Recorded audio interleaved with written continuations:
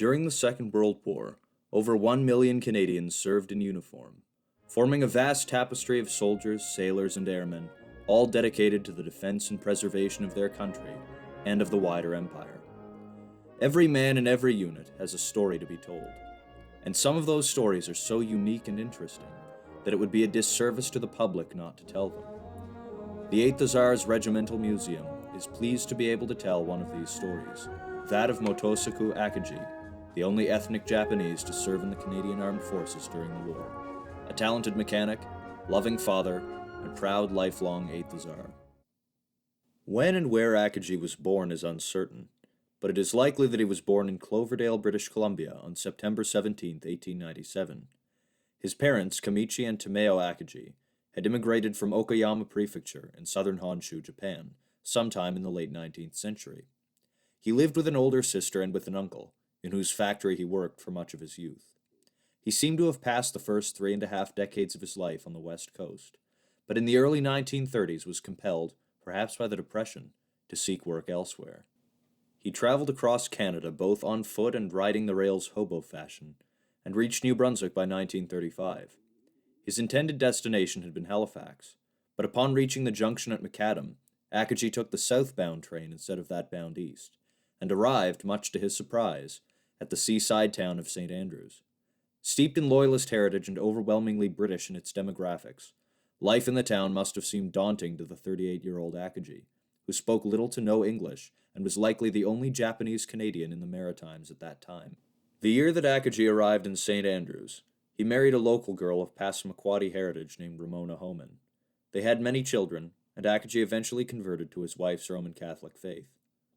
He found work shortly after his arrival as a mechanic at a local fish plant. It was not long before his mechanical aptitude became known in the broader community. A wealthy summer resident named Mrs. Pillow was having trouble getting her car fixed. Her chauffeur found out about Akagi and asked him if he could help. With his limited command of English, Akagi replied, "Me come, me see, me fix." He did just that, and Mrs. Pillow never forgot it. His reputation as a skilled mechanic grew in St. Andrews. In 1937, he left the fish plant and took a job at John Field's garage, where he worked until the outbreak of the Second World War at the close of the 1930s. Akagi enlisted in the 8th Hussars on the 17th of July, 1940. Despite his age, he was 42 in 1940, while most enlisted men were in their 20s, he was able and eager to serve in the regiment. It was not long before his skills as a mechanic were recognized, and he was employed as a fitter, working on the motorcycles and other vehicles which at that time constituted the regiment's hardware. His work on the motorcycles, combined with his Japanese name Motosaku, which was difficult for the men to remember, originated the nickname by which he has since been called, Motorcycle Charlie. Akagi was quickly taken in by the other 8th Hussars. His age and maturity won him the respect of the much younger men. During their time training in Sussex, Akagi was known to loan money to younger Hussars, and had a reputation for being very reliable and eager to help. Furthermore, his mechanical aptitude was such that the other Hussars considered him able to fix anything. In October of 1941, Akagi traveled with the rest of the regiment to England. They were to train there for the next year in preparation for an eventual deployment to southern Europe. The regiment would indeed go to Italy in late 1942 and fight some of the toughest battles of their long and storied history. But it was not to be for Akagi. His time as a Hussar was cut short by the bombing of Pearl Harbor by the Empire of Japan on the 7th of December, 1941. As Japan was drawn into the war with the Allied powers, so too were those of Japanese ancestry who peopled the western coasts of Canada and the United States.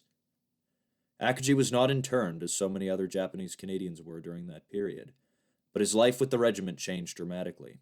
He was originally to be sent to a work camp, but thanks to the intervention of his fellow Hussars, this fate was avoided, and he was instead sent to work at a garage near the village of Headley in Hampshire, making parts for Spitfires.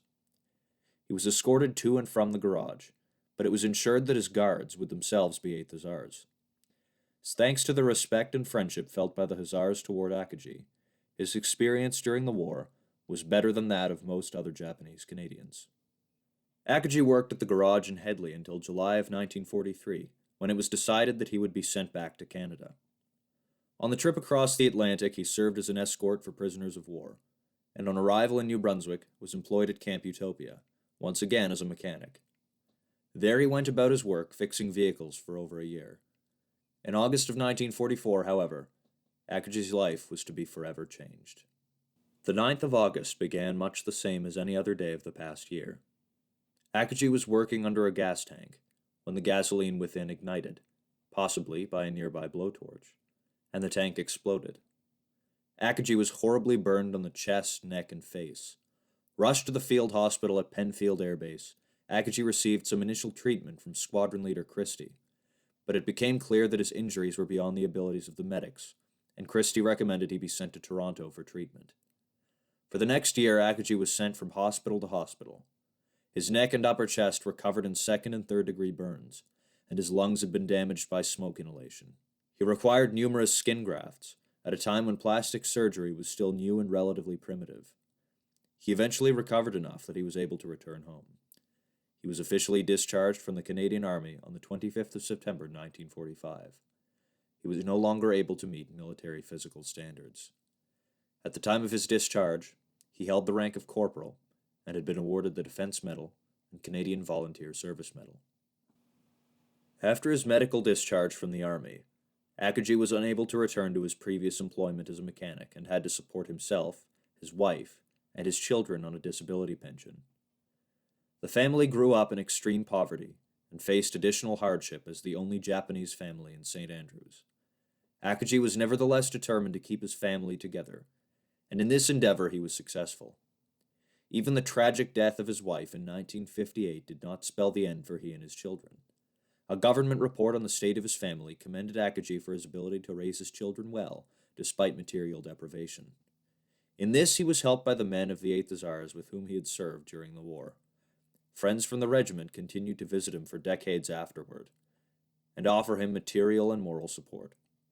Everyone loved Motorcycle Charlie, and he loved them. For the rest of his days, up to his death in 1976, Akagi remained fiercely proud of his time in the 8th Hussars, and the regiment has never forgotten him.